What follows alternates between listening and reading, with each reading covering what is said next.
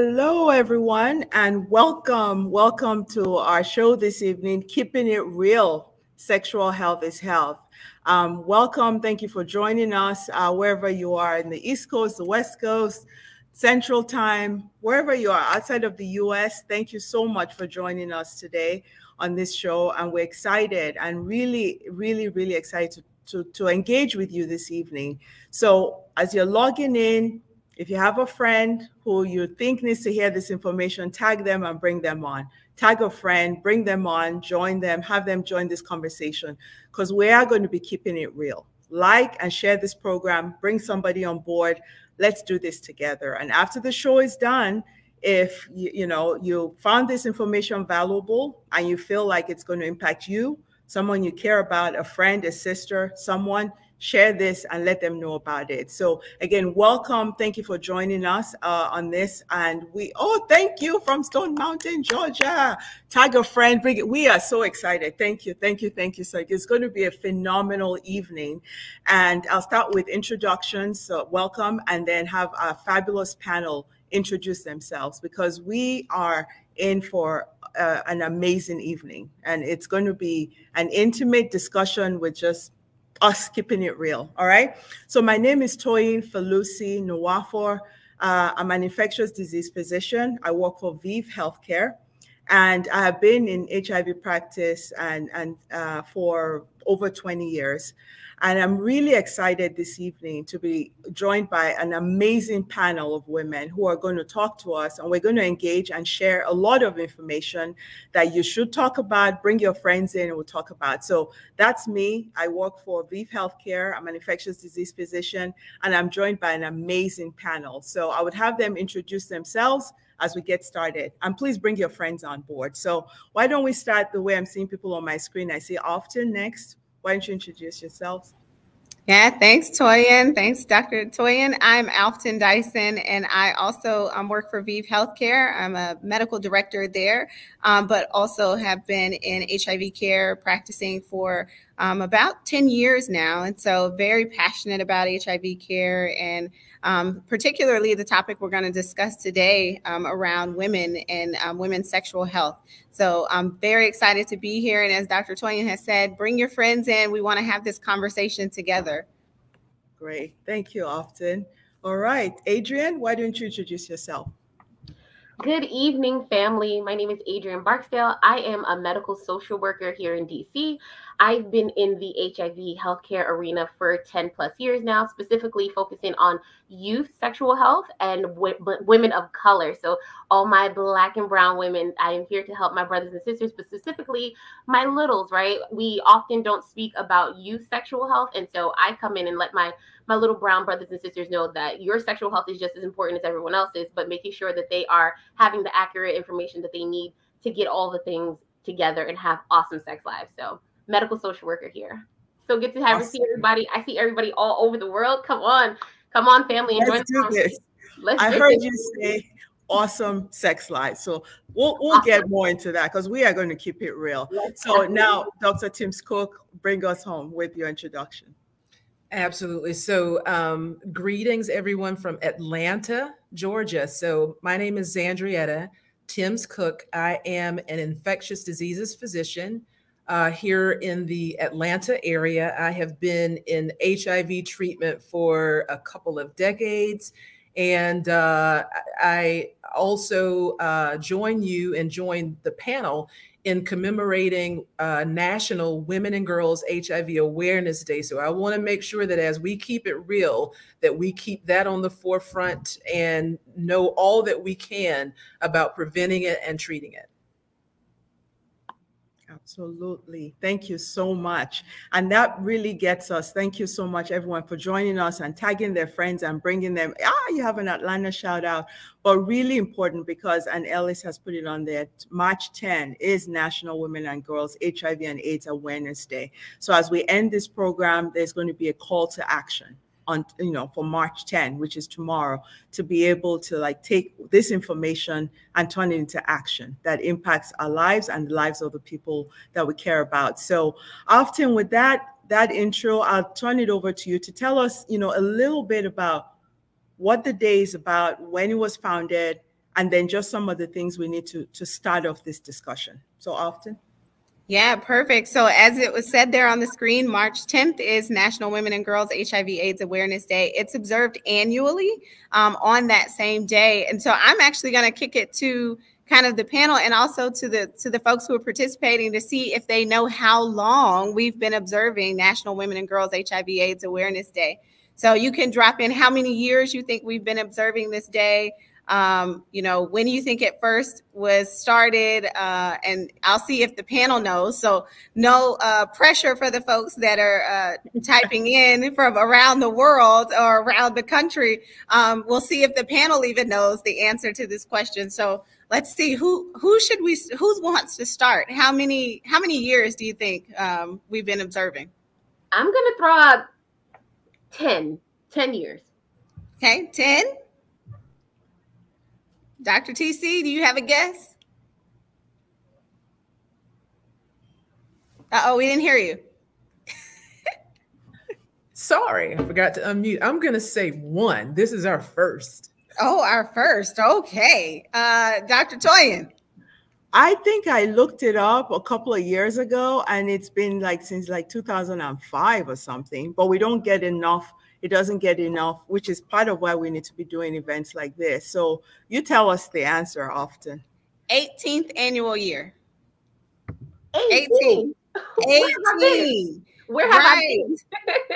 Right. So you were close. I mean, you were the closest, I think, right? So yeah. Yeah. So 18th annual year. And so, the other thing about it is every year there's a different theme, right, for a National Women and Girls HIV/AIDS Awareness Day. And so this year's theme is prevention and testing at every age, care and treatment at every stage. And so I'm going to repeat that because I think that's very important as we go through our conversation today. Prevention and testing at every age and care and treatment at every stage. Okay, so I mean, I've said that. What do you all think around kind of that theme, this year's theme, 2023? What does that mean to you when you hear that? Yeah, absolutely. So why don't we start with, go ahead. I think for me, it's yes, bring my youth to the conversation. You said every age, every stage. So whether you are at risk, not at risk, let's get you tested. Let's get prevention.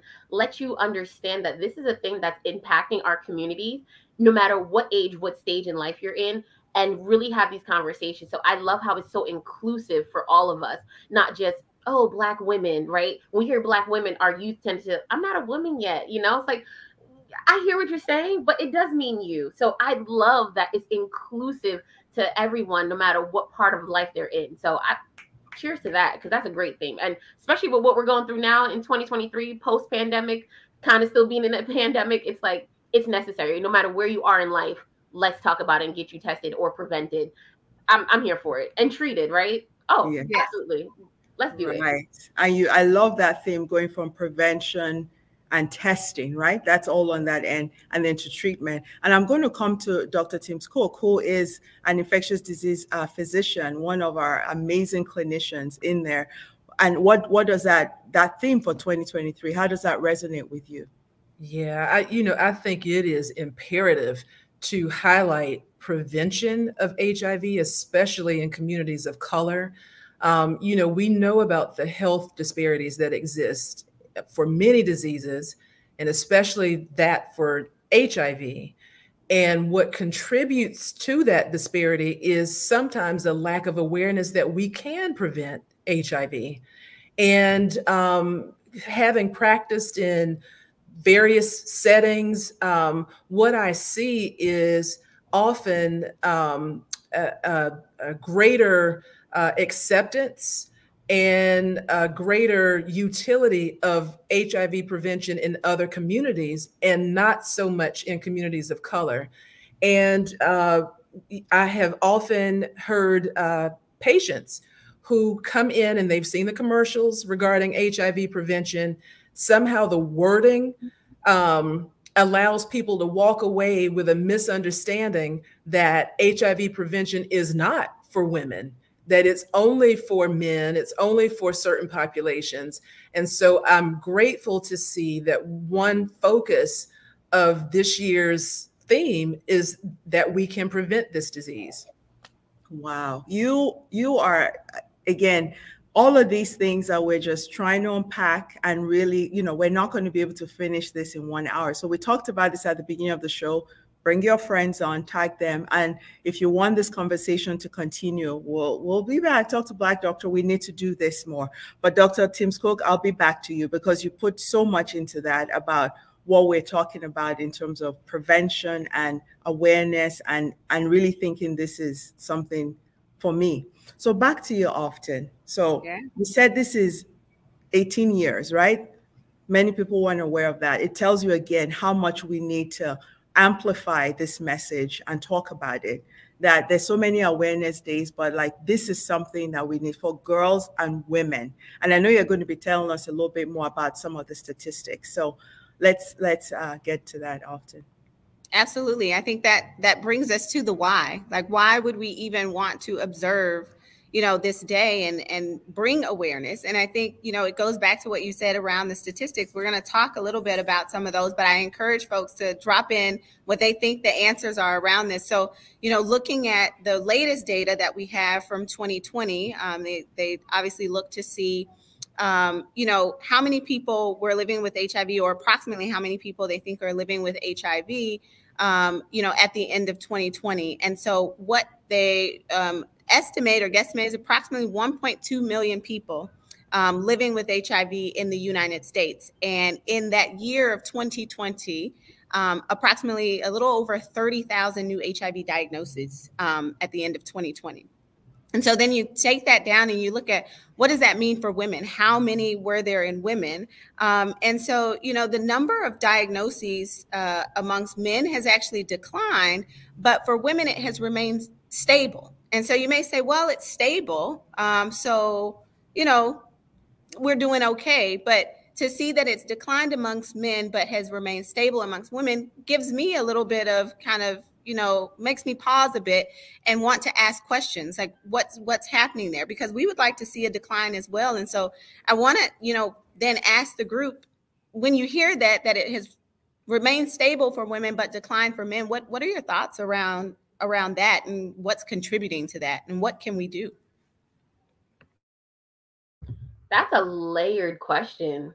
Like, I feel like me and Dr. TC, we can go back and forth and tell you all the good things. I think very much to what Dr. TC said about advertisement. We're not reflected in advertisement, right? So why would I think that for prevention, I'm included in the conversation? So when it comes to preventing something, I'm not going to know that I'm included in it. So I'm going to completely disregard it. And of course, now, unfortunately, I'm a part of the people of the new infections, right?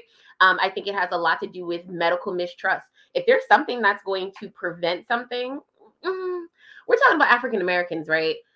For us, it is generational. So we instantly hear Tuskegee, right? So when you're saying there's something out there that's going to help me as a Black woman prevent something, says who? Who is it marketed for? Who is it going towards? So you want me to believe that this is going to help me? Help me how?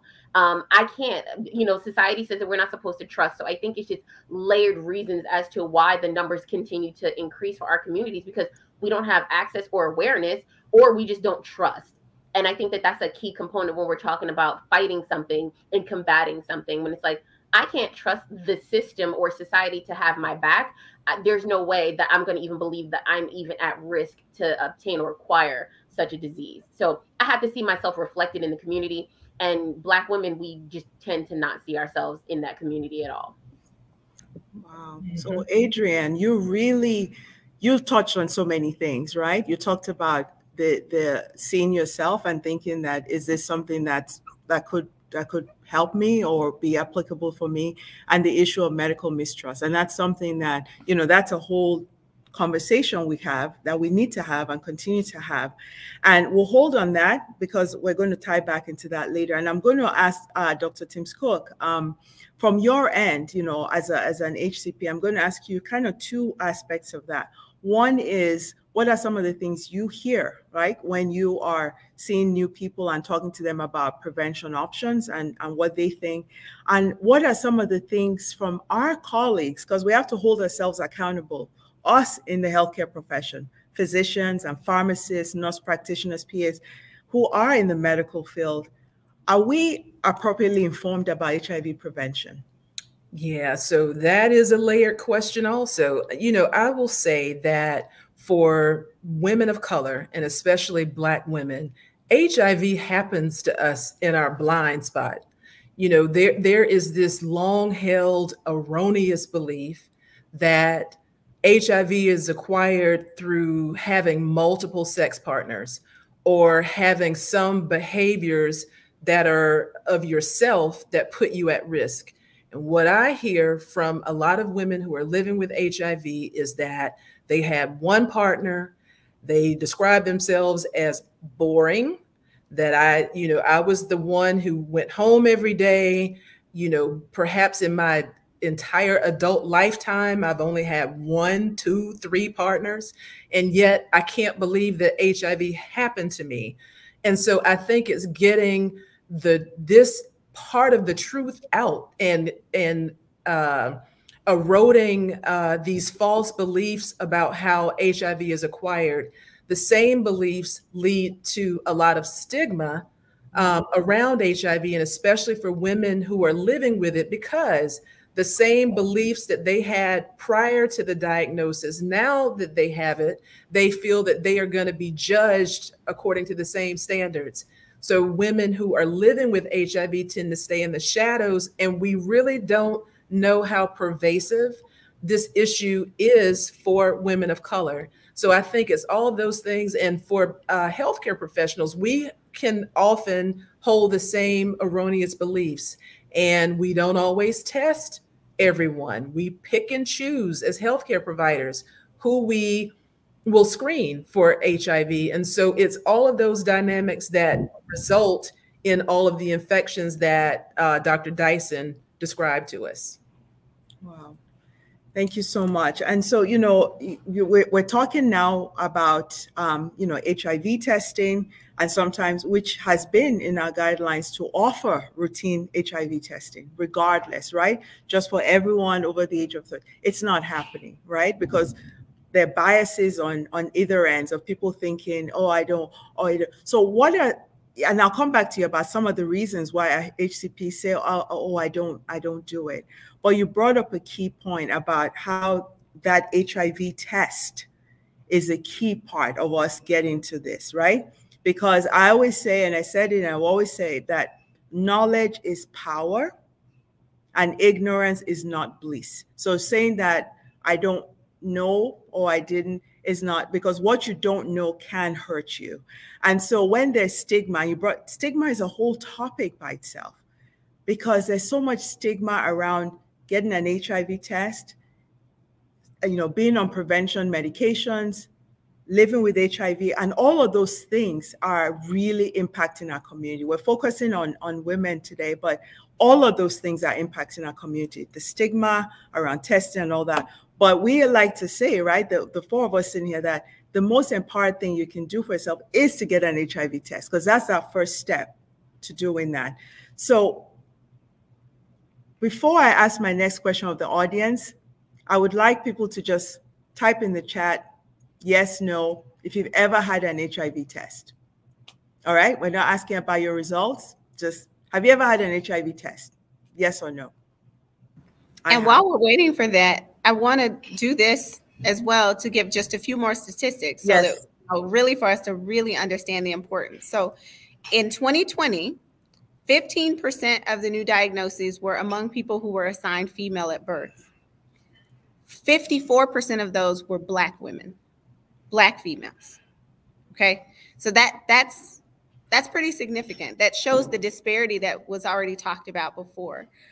The other piece is when you think about transgender women, right? And I know we'll have some conversation around that as well. So transgender women are also disproportionately affected. So transgender persons made up 2% of folks who were diagnosed with HIV in 2020. Again, the highest burden was among people who are Black or African American.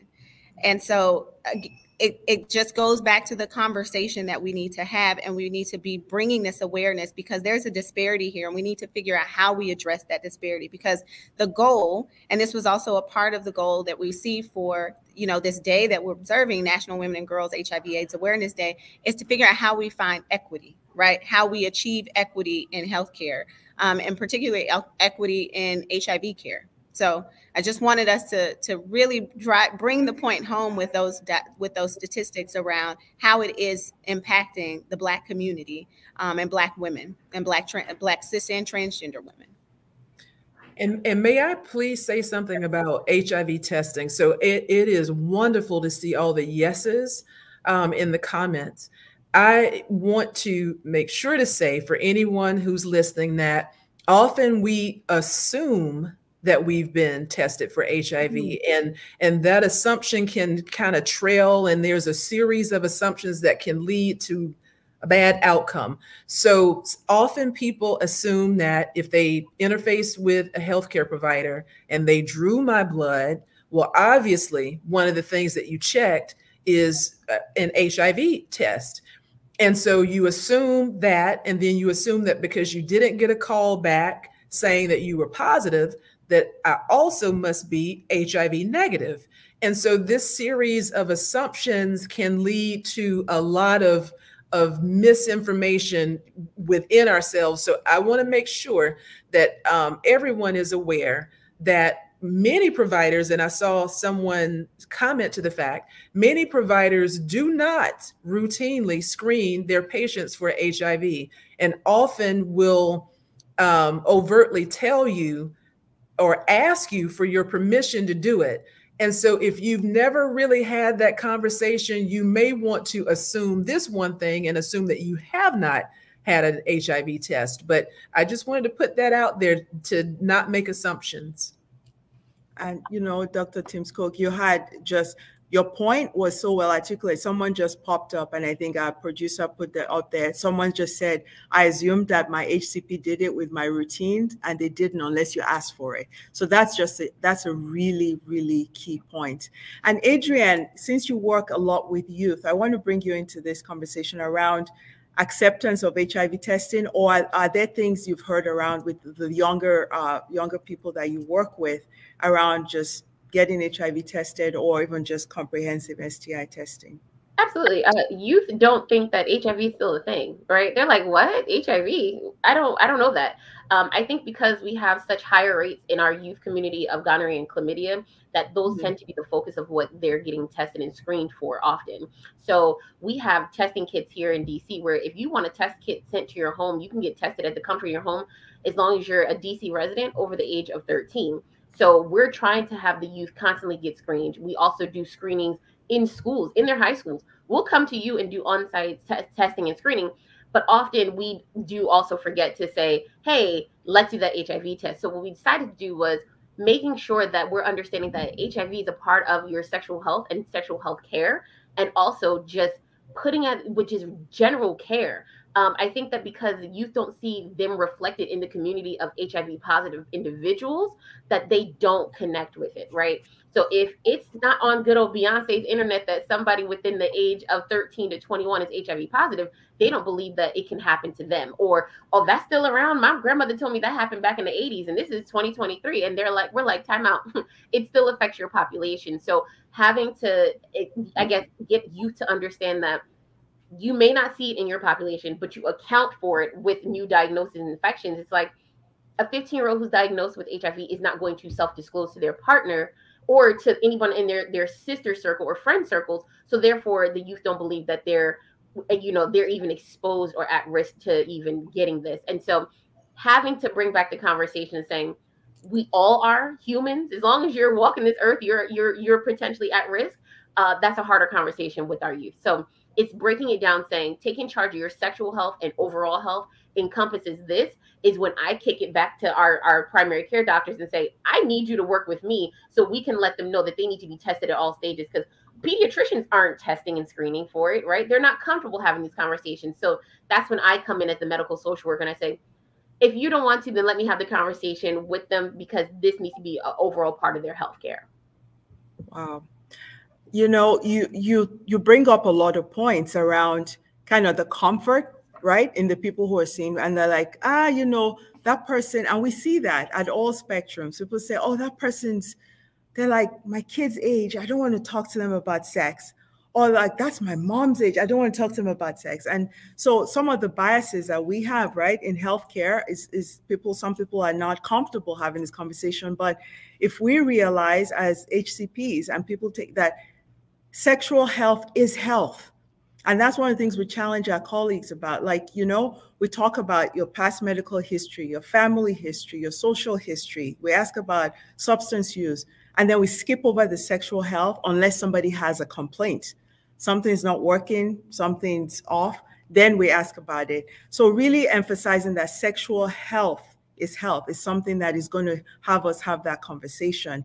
And I'm going to pivot to, you know, so often, Dr. Dyson, you talked about how we're all on first name basis. So that's why we're doing this, because we're keeping it casual. You see all the degrees all on stage, but we're trying to, like, if we're all sitting in a room, wouldn't be like, you know, just keeping it real, right? So often you talked about 54% of the infections in women are in Black women. And some people say, well, why is that?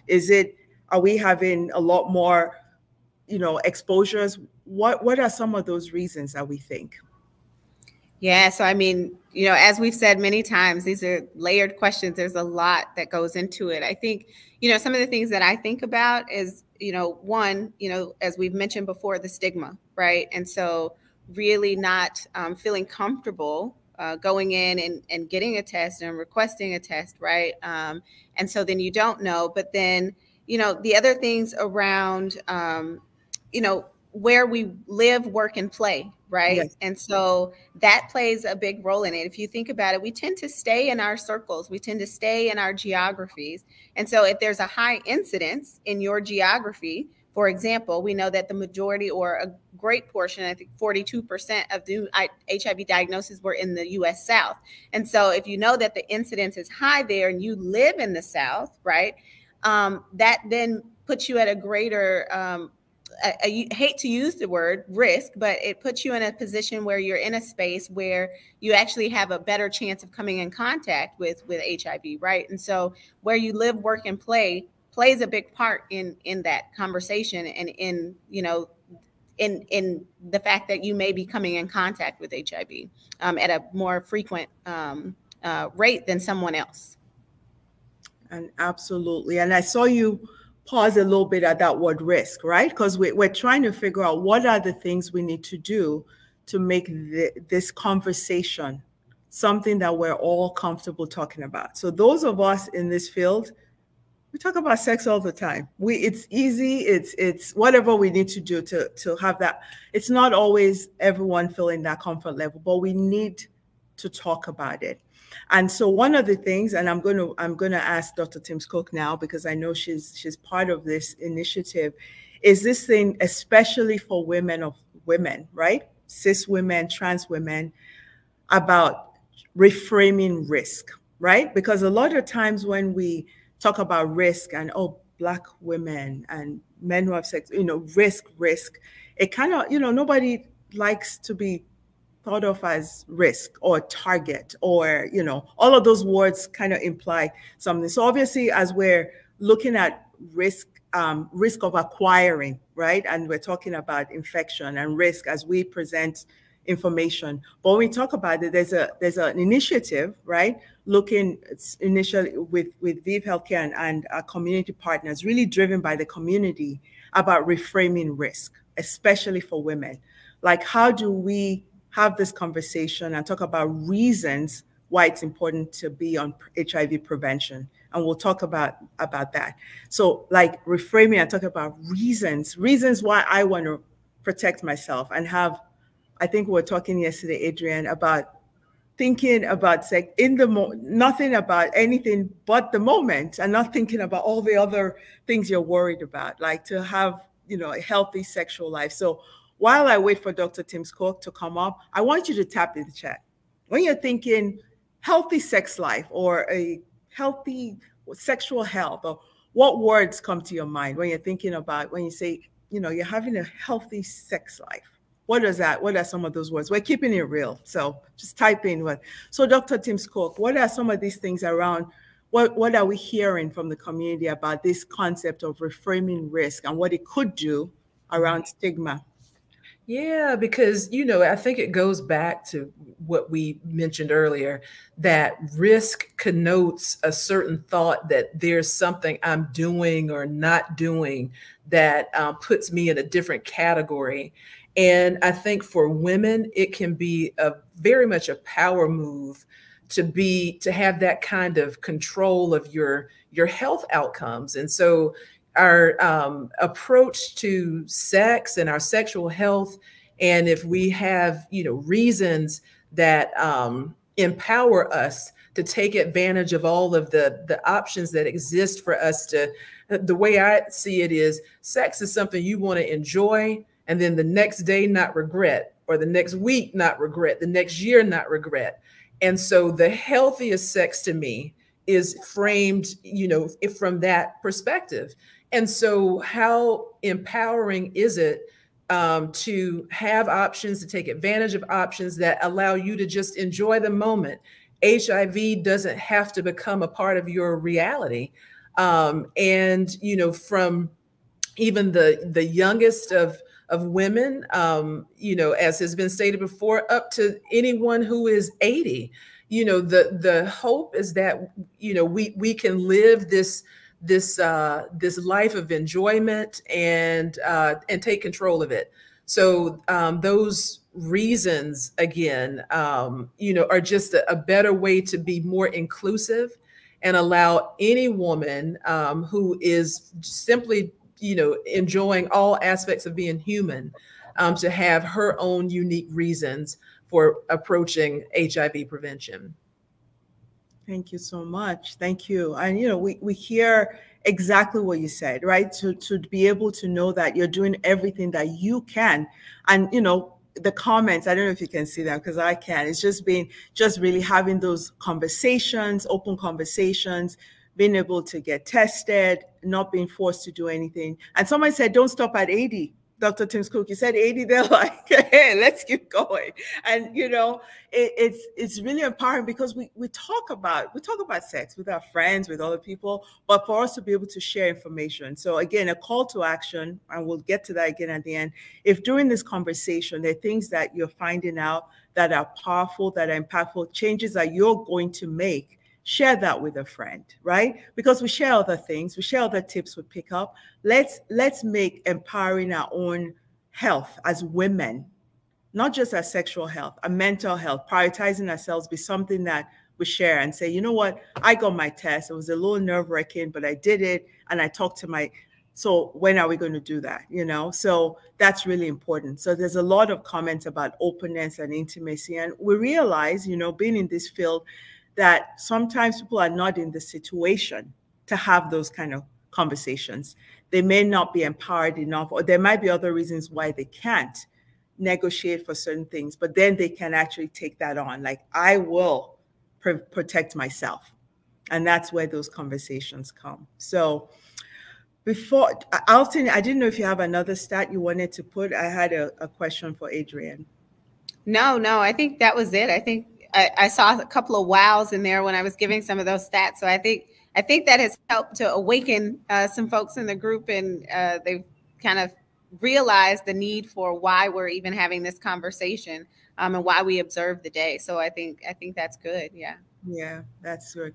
And, something Adrienne had brought up was about the youth and, the gonorrhea and chlamydia, and not just in the youth, right? In the US, since 2018 and 19, I think, right? Alton and Zandeta, the numbers for STIs, gonorrhea, chlamydia, syphilis, have continued to go up in the United States, up enough that we're seeing, kids born with syphilis again, which was something that, back it was supposed to be done. So, but sometimes even as people are being tested and treated for gonorrhea and chlamydia, there is nothing done around HIV testing. We're seeing that even with the even though they're transmitted the same way. So it's important in that setting just for routine screening, because we also know that not every sexually transmitted infection presents with symptoms, especially with women. right? They may not have overt symptoms, so even being screened for those things, right? But I want us to now pivot because we're past the halfway mark. What are things we can do to prevent HIV? So we've talked about testing, right? Testing is that part that gets you, if you're testing and you test positive for HIV, we have amazing treatments. Dr. Tim Cook and a lot of our colleagues and get you in care and get you undetectable and get you suppressed. But there are options for people who test negative in terms of how to prevent HIV. And so I'd like to start with Dr. Tim Cook and after, and we can talk about what are some of the things that we can do to prevent HIV. Yes, so there are many ways to approach it. So if you are a person who is living with HIV, when you're committed and dedicated to your own treatment of HIV, that serves as prevention for your sexual partners. And it's what we call treatment as prevention. And then for those who are negative, there are options that are pills that you can take on a daily basis. And that option is available for women. And again, the information or misinformation is there that a lot of people believe that option does not exist for women, but it does. And then there's an option that is a very convenient, injectable, every other month option. And I think it's the best thing since sliced bread, in all honesty. And I'm sure there are a lot of people who only wish that something existed of that type long ago. But there are those options that we can take full advantage of. It gives us that power again over our own kind of sexual destiny, and at least can protect us from HIV. Condoms, of course, condoms of a female type or male type, those, are still with us. But our biomedical options, as we call them, at least free us to be able to fully enjoy the sensual experience of sex and not have to consider an option in the moment. And so as we're being real about it, it's an option, a biomedical option that a lot of people choose just to be able to fully enjoy the experience. Wow. Okay. So when you started to talk, I saw, wow, so I'm going to ask so what you described with the biomedical is what we call pre-exposure prophylaxis, right? Or PrEP. And I think a lot of people have heard about PrEP, but I'm going to ask the audience we can't tell how many people are on because we're just seeing the comments, to type in the chat, did you know that pre-exposure prophylaxis or PrEP, that PrEP was for women? Yes or no? Did you know that PrEP was available for women to prevent HIV infection? I'm hearing, wow, never heard of that. So PrEP is available for women? No. So we're seeing, we'll like, please answer this because that's really important. Pre-exposure prophylaxis has been available since 2012. And newer options available as of 2021. And Dr. Tim Cook talked about that as a clinician, as a researcher, as somebody who's doing a lot of work on advocacy and education, that there are medications you can take by mouth and injectables you can take, but it looks like there's mixed. Some people say yes, some people say no. So I'm going to turn it back now to Adrienne and also Dr. Tim Cook. Like, how often are you finding out that you're the first person that someone's hearing that about, even if they've been in the healthcare or they've been around for a while? So I'll start with you, Adrienne.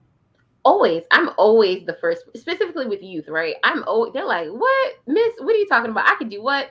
And then they always ask, well, what else can it prevent? Can I prevent pregnancy? Can I prevent this? I'm like, listen, it's not birth control. So mitigating that misconception as well with youth is like, okay, this is specifically for HIV. It is not for gonorrhea. It's not for chlamydia. It cannot prevent pregnancy. So then they're like, oh, okay. Or I hear I saw the commercial. That's the commercial with the white guy, and he's gay and he got a friend, and they in California riding bikes, and I'm like, yes, yes, that's the commercial, but terrible marketing, right? So then when we talk about it, I don't see myself reflected in this, so I have no idea what you're talking about. Oh, I heard that. It's always an afterthought if they've heard about it. Otherwise, I get the sad part from the parents who are in the room, like, timeout, 2012, and it's just now getting to our community. So who was it marketed towards back then when we didn't know about it? And I'm like, it just wasn't us. Well, why wasn't it us? Why were we not a part of the conversation? Why were we not a part of the research? And then I'm like, technically we were there, we were present, but the numbers of people wanting to, medical mistrust, right? I'm not going to get into some research study voluntarily so y'all can tell me that it works for my community and then turn around and tell me Tuskegee, sorry. I'm hearing that. And so because of that, it's like we need to be a part of the research, to be a part of the prevention, to say that it helps for our community. But I've always been the first line of, hey, PrEP, let's talk about PrEP. And they're like, have no idea, never heard of it, not a thing. And it's then having to educate and then dismantle all these misconceptions before educating. So it's making jobs harder for us, right? In a 15-minute, visit that you have, I can't do all this education. And I hope that prayerfully they do come back and have more conversations like we will hear. But we're talking about youth who's coming in with their PCPs. I got 5 minutes to get my point across, and it's usually not enough time. So giving them a QR code to scan to give more information, even then, PrEP campaigns are not geared towards youth. And so that's when I come back and I'm like, I promise you it's for you. I promise. And they're just like, well, miss, come back to me when I'm 21, when I'm 18, when I'm a part of the population reflected. And that's where I get that adverse, like, ooh, I'm sorry. So it's hard work. Wow. Yeah. Because, there's so many points I would want to make. There have even been jokes about the fact that the marketing is so directed to a certain demographic, which really is gay, white, and male. And that population has been all over PrEP since the very beginning, over a decade ago. And in all honesty, a lot of the disparity, again, that we see is not because of a difference in how different groups are having sex. We're all having sex. I mean, Asians have sex. People, on the continent of Africa, I mean, that's why we still have a human population. So that part is just a part of being human. But when you see disparities, when everybody is being human just the same, there are other reasons that explain it. And in seeing how some populations take advantage of PrEP, part of what we see as a consequence of that are these differences in rates of HIV in various communities. And the jokes I mentioned, I don't know if anybody saw a Saturday Night Live episode in the last couple of months, but I mean, that episode was, kind of a parody of the fact that our marketing for products for treatment or prevention of HIV are very targeted to a gay male population, and to the expense, I think, of what we're seeing happen amongst women. Wow. You brought up so many points here that are just so critical. And how, where we're seeing with the comments, people are saying, no, I'd never heard of PrEP, or I'm just hearing about it, and just all the things you talked about. Well, you talked about how our population and kind of where we live, and often had started off like where you work, live, and play matters, right? And you talked about how with that HIV test, and when people are living with HIV, they can have long, healthy, productive lives, and treatment as prevention, where people are in care and their virus is undetectable, they cannot transmit the virus to their sexual partners. That's something that we need to embrace, because that's going to break a lot of stigma. Like, that is such a powerful thing, that I am living with HIV, I am in care, and I am undetectable. It's good for my health, you equals you, but it's good for the health of anyone that I'm going to be having sex with. So that's really important. And then on the other side is this prevention methods, right? The tools that we have in prevention to empower ourselves and to protect ourselves. And the fact that we need to keep having these conversations, because stigma, right? Stigma is a huge part of a lot of things too, around who needs to access this, who needs to get an HIV test, why did that person get an HIV test? And we've heard sometimes that for some people, even having pills for prevention people assume that, oh, that means you want to have a lot of, like there's so much stigma around these things, and we need to keep talking about it. And some people have put in the chat, we need to think about churches and places where the opinion leaders, right? So it's important, right? Who are, as in your mind, as we get to the last part of these conversation, and we'll be back because it looks like there's a lot we need to do around education. Who are the key opinion leaders in communities? Where do we need to, who needs to be part of this mission of empowering people around their sexual health and HIV? I will start. I will say who it shouldn't be. I'm an infectious diseases provider. And so all of my colleagues, we've known about this since before it became official and approved by the FDA. So, I mean, we're preaching to the choir when we all talk about it and know about it. By the time someone gets to a provider like me, it's already too late. So primary care providers should be all over it. And, many of us in this group, and then many, of us out in the community are doing what we can to ensure that when you go to your primary care provider, he or she is fully aware and knowledgeable about how to prescribe and educate on PrEP. Also, gynecologists. That is where the majority of young women, especially of childbearing potential, are going to interface with a healthcare provider, and it may only be their gynecologist. So that specialty being all over it. And I will even say urology. I've had a chance to speak to urologists, and we're keeping it real. As men get older, or if they have a health issue that requires them to have some, say, urologic procedure that enhances erections, that tends to come with a desire to really want to use that new anatomic tool. And you can have a lot of situations where PrEP or HIV education becomes a very real commodity. So it's thinking outside of the box and not keeping this only in the space of your ID provider, your infectious diseases provider, but those providers with whom you're going to most often interface. Yeah, and I want to jump in here because you said something, Dr. TC, about thinking outside the box. And I bring this up because I just had a conversation just yesterday with a psychologist and who said, I really should know about this because I have patients who come in, they may be in, a manic state or whatever it is, they're dealing with whatever from their mental health. And, I need to be talking to them about like their sexual health as well, because, whatever is happening with their mental health may be affecting their sexual health as well. And so we can have a very fluid conversation, about everything in totality. And so I found that to be very interesting that, here it was a psychologist reaching out saying, can you come and educate my group about prevention? Can you talk about HIV treatment and prevention with the group? So I agree with you. Thinking outside the box is going to be very important because I wonder how many folks here would have thought that a psychologist would want to know this information and felt that they had a place, in this fight with us to end the HIV epidemic. Correct.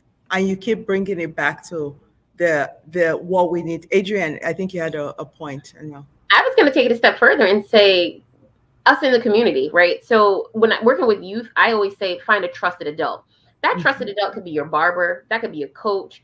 For us, my girl, she talks to her nail tech, because she's there faithfully. So if I can go out in the community and educate and empower these individuals who are encountering my population, oh yeah, absolutely. So I always am like, I'm at the carryout, which is like the little restaurant places. I'm like, here, can I put this little QR code here in this pamphlet? They're like, what's that for? I'm like, it's going to help educate the people. You scan it. Let's have a conversation about it. So when someone else scans it, they ask you, you allowed her to put this here. You understand that. So meeting the people where they are. Social work 101, meeting the people where they are. My kids, they're at Chipotle. They're at they're getting the nails done. They're going to practice to play a sport, and they're hanging out at the malls with their friends. So putting it in your face. I'm an in-your-face person.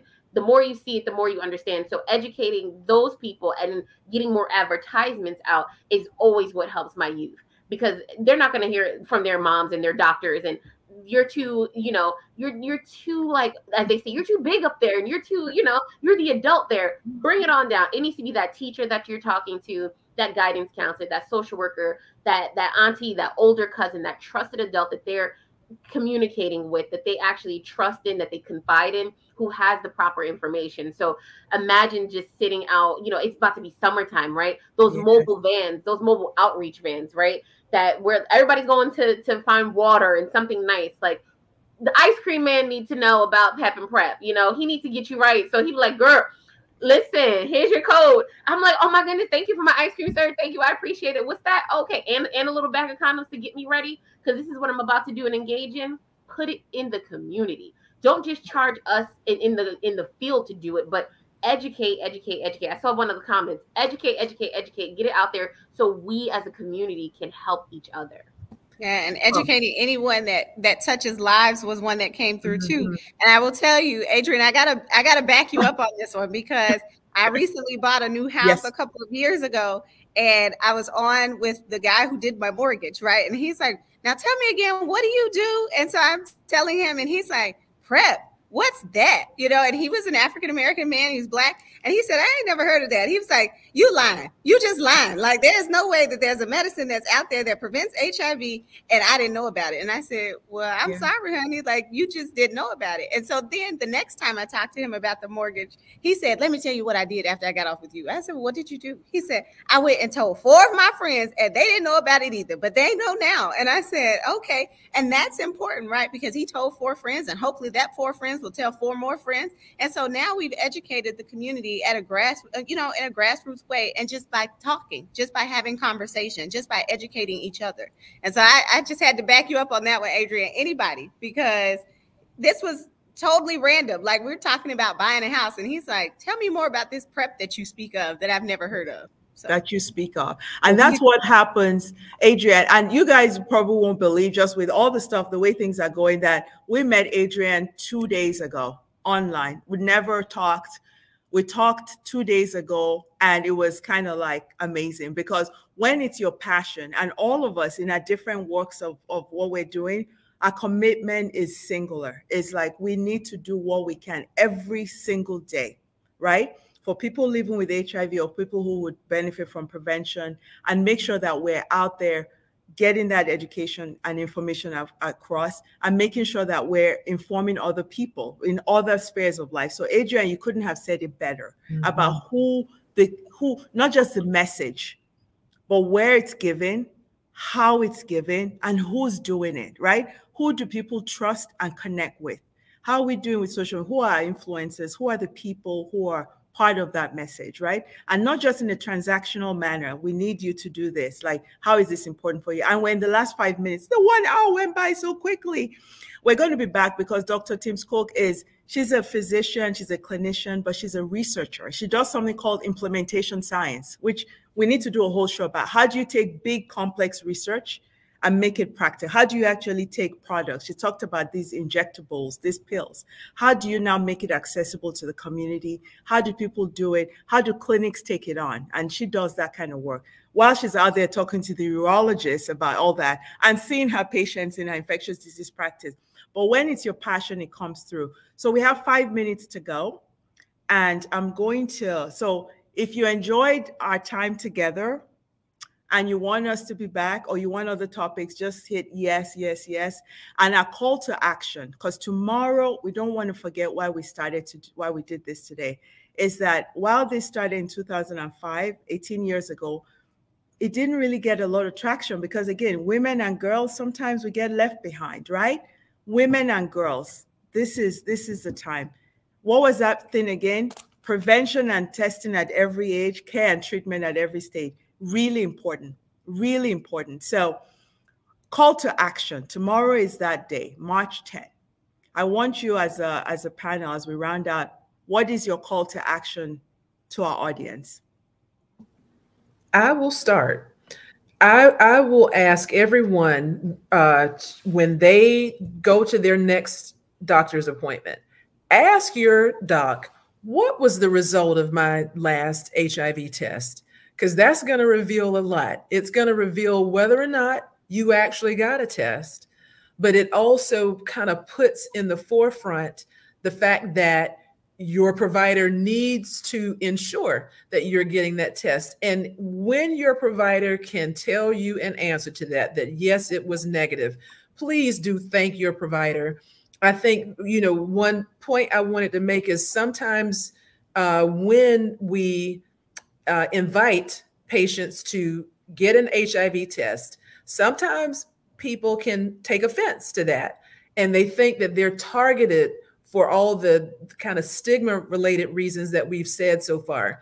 But you have an outstanding provider who ensures that every year, without any judgment, without any categorization, you get your HIV test. So that is my call to action for everyone. I think I'll go next. And I think you guys can guess what my call to action is tell somebody about what you learned today. Just somebody. And as we've talked about, we've got to, as I've seen in the comments, each one teach one, right?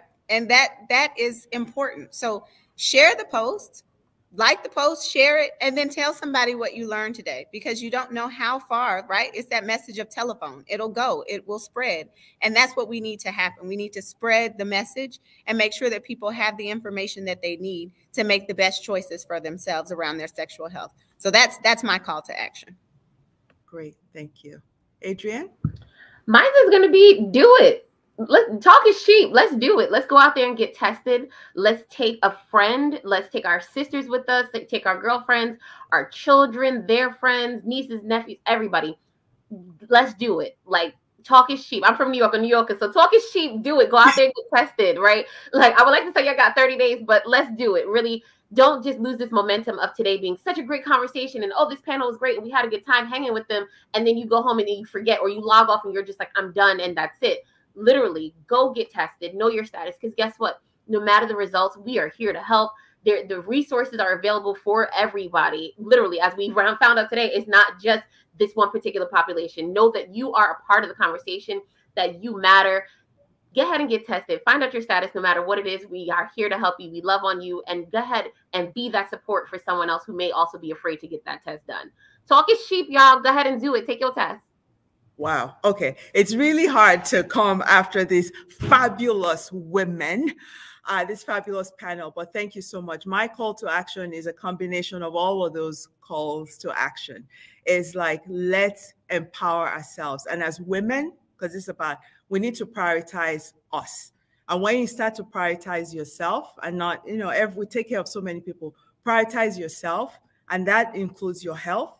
And that's our biggest asset, is our health, your sexual health, and just around the reasons of intimacy and pleasure and desire, to be able to empower yourself with all the ways you can prevent any kind of infections and really understand that. So again, getting tested, talking to your clinician or HC provider around PrEP.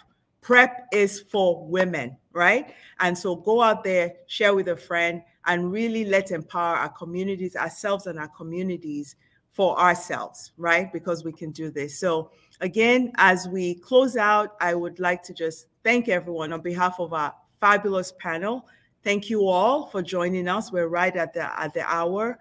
And please keep this conversation going. There's a lot to do. And I thank our panelists for joining us today and for this amazing conversation. So thank you, be well. And on March 10, let's end the stigma around HIV. Let's get tested and let's empower ourselves. Thank you all.